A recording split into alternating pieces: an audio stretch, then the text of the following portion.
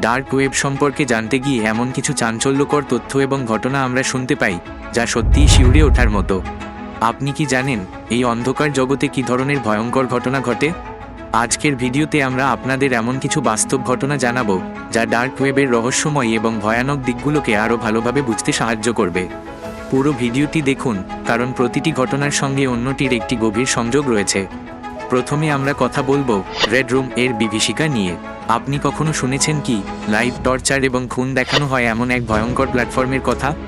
2015 সালে ডার্ক ওয়েবের একটি ফোরামে একজন ব্যবহারকারী একটি রেড রুম এর লিঙ্ক শেয়ার করেন। সেখানে বলা হয়েছিল দর্শকদের ইচ্ছা অনুযায়ী নির্দেশনা দেওয়া হবে। আপনি কি মনে করেন এটি সত্যি নাকি শুধুই গুজব? যদিও FBI এই ঘটনা তদন্ত করেছিল, তবে সত্যতা এখনও নিশ্চিত নয়। এরপর আসি ডার্ক ওয়েবের হিউম্যান এক্সপেরিমেন্টস এর ভয়ঙ্কর দিক নিয়ে। 2018 সালে রাশিয়ার একটি গোপন ল্যাবে অবৈধ মেডিকেল এক্সপেরিমেন্ট চলছিল। কী ধরনের ভয়ঙ্কর পরীক্ষা ছিল এটি? অপহৃত ব্যক্তিদের ওপর চালানো এসব পরীক্ষার ভিডিও ডার্ক ওয়েবের মাধ্যমে ছড়িয়ে দেওয়া হতো। কল্পনা করুন, এই ধরনের ভয়ঙ্কর ঘটনা কি কোনো নির্দোষ মানুষের জীবনে ঘটতে পারে? ডার্ক ওয়েবের ক্যানিবাল ক্যাফে নামের ফোরামের কথা অনেকেই শুনেছেন। এটি একটি ভয়ঙ্কর জায়গা যেখানে মানব মাংস খাওয়া নিয়ে আলোচনা হতো। আপনি কি কখনো কল্পনা করেছেন এমন একটি বিষয় ডার্ক ওয়েবের ফোরামে আলোচনা হতে পারে?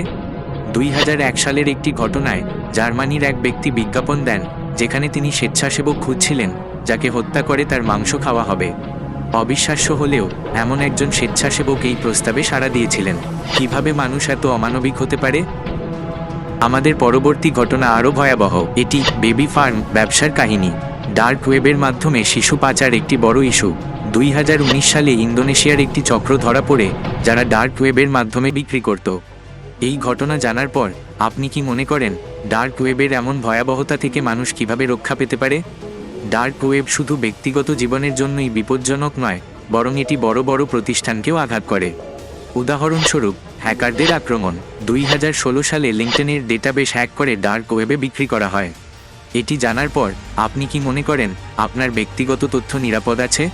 এছাড়া ডার্ক ওয়েবের হিটম্যান সার্ভিস এর কাহিনী বেশ চাঞ্চল্যকর। 2017 সালে এক ব্যক্তি ডার্ক ওয়েবের মাধ্যমে ভাড়াটে খুনি নিয়োগ করেছিলেন।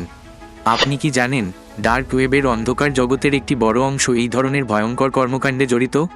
আপনি কি জানেন ডার্ক ওয়েবের অবৈধ মাদক ব্যবসা পুরো বিশ্বে ছড়িয়ে রয়েছে? সিল্ক রোড এর নাম নিশ্চয়ই শুনেছেন। এটি ছিল ডার্ক ওয়েবের সবচেয়ে বড় মাদক বিক্রির প্ল্যাটফর্ম। 2013 সালে এটি বন্ধ করে দেওয়া হয়, তবে এরপরে নতুন নতুন মার্কেট তৈরি হয়েছে। আপনি কি মনে করেন এই ধরনের অবৈধ ব্যবসা কিভাবে বন্ধ করা যেতে পারে? এরপর আসি আত্মহত্যা গাইড নিয়ে। কিছু ফোরাম এমন ব্যক্তিদের লক্ষ্য করে কাজ করে যারা মানসিকভাবে দুর্বল। 2018 সালে এমন একটি ফোরামের মাধ্যমে একজন কিশোর তার জীবন হারিয়েছিল। আপনি কি কখনো ভাবতে পারেন এই ধরনের ভয়াবহ পরিস্থিতি কিভাবে প্রতিরোধ করা যেতে পারে? সবশেষে বলবো ডার্ক ওয়েবের গোপন ষড়যন্ত্র নিয়ে। কিছু ফোরামে রাজনৈতিক ষড়যন্ত্র এবং সরকার বিরোধী পরিকল্পনা নিয়ে আলোচনা চলে। আপনি কি মনে করেন ডার্ক ওয়েবের তথ্য ফাঁস হওয়া এমন কোনো গুরুত্বপূর্ণ ঘটনা হতে পারে যা পুরো পৃথিবীকে নাড়া দিতে পারে? নিচে কমেন্টে আপনার মতামত জানাতে ভুলবেন না। মনে রাখবেন, ডার্ক ওয়েবের আকর্ষণ যতই থাকুক, এটি একটি অত্যন্ত বিপজ্জনক জায়গা। সচেতন থাকুন এবং নিরাপদ থাকুন।